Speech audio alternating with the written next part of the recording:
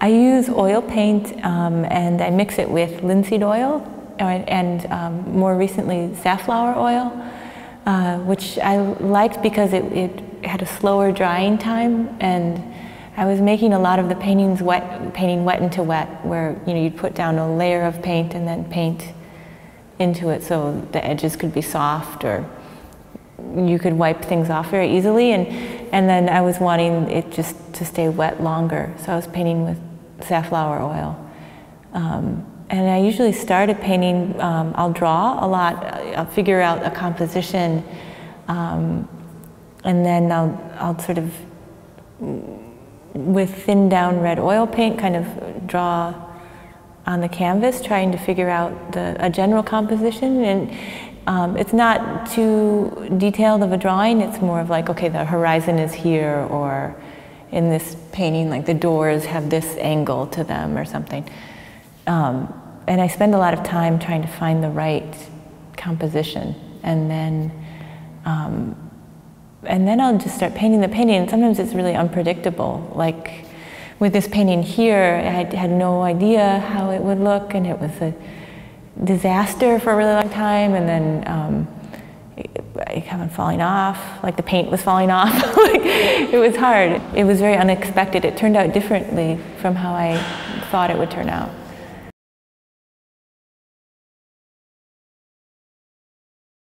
They always feel like they could be a person or something. Like you feel like you relate to them in a frontal way, and you have that kind of frontal relationship in the way where you have a conversation with a person, and so I guess it feels like that. They start to have the kind of presence of something that's changing, and you're relating to it or in conversation with it. So it sort of feels like it could be maybe like a person as opposed to a chair. Closer to a person than a chair. So that's good.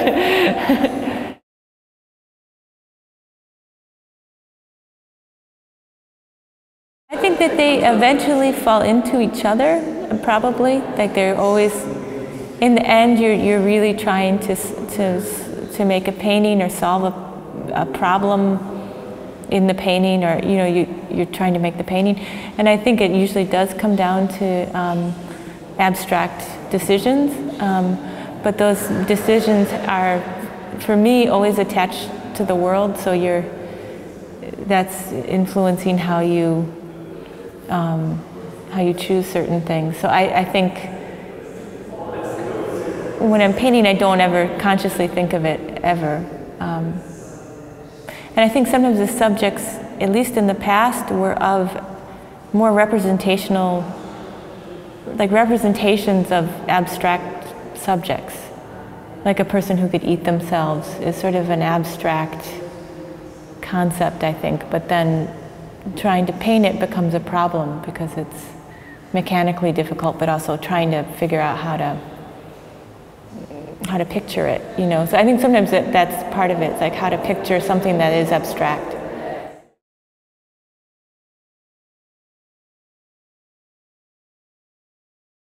Yeah, I think painting is maybe a way of talking, I think, or it's a kind of language, a way to communicate. I don't know. I think it probably is a way of thinking, but I guess when you're thinking, I don't have that much distance on how I'm thinking. Unless I'm thinking really badly, and then I feel very distanced from it, or very aware of it or something, but or would like to be more distanced. But I think it's like I think when you're painting, you can't really have a clear idea of yourself as something separate from the painting. And you're kind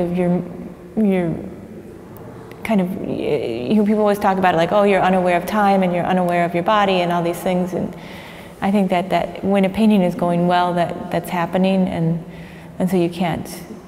So maybe in a way it is very close to thinking, but you're also not, it's hard to talk about it as specifically like that. I think the closest thing I can think of is it's close to talking or something.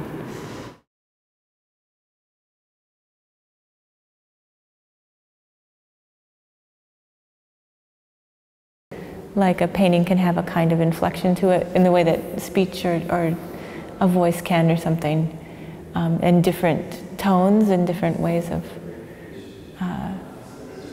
being in the world. But that's really beautiful, the idea that, you know, something invisible that then bumps into something material, and then you have something else in the world.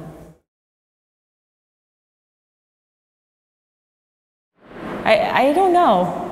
I don't know.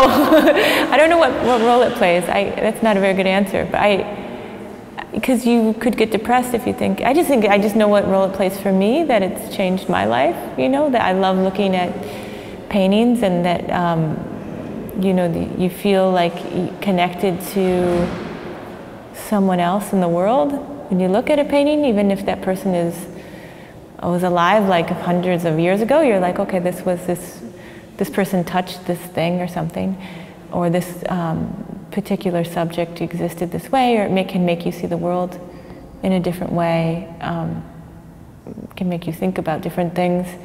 So I just think it's very important. I can't imagine it if there was no art. It would be horrible.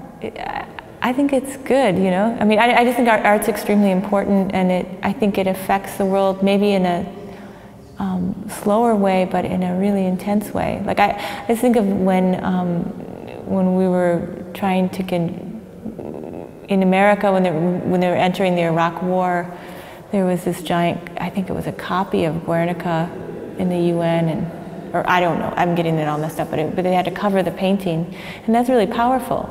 You know, that something contains a certain kind of idea or sorrow or something that you don't want people to see. And I think it's also because you want to make a certain case, or that a painting can be that powerful that it has to be covered. And then I think paintings can be contagious in a way. I don't know. I just think it's so important, and at any level, you know, it's a great thing, you know.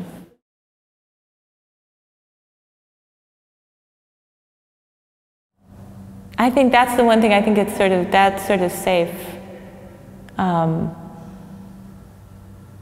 When I was in high school and I went to my guidance counselor, who wasn't a very good guidance counselor, and I was like, I want to go to art school.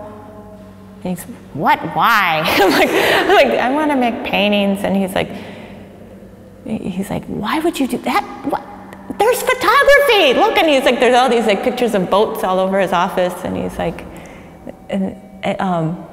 I just don't think it's just so there's no, I don't think there's anything that it doesn't occupy that kind of space with reality, you know. So I think it's been around for so long. It's also, I think when people talk about technology and painting, I always find it very strange. Like I can't,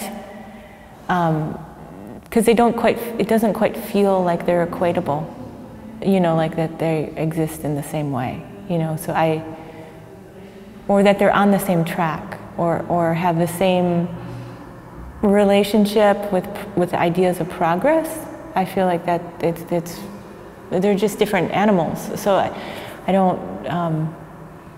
don't think painting is ever in danger, or art is in danger, like some kind of invention would come along and make it pointless. I'm trying to think of one. Sorry. Yeah, I don't know. I don't think so.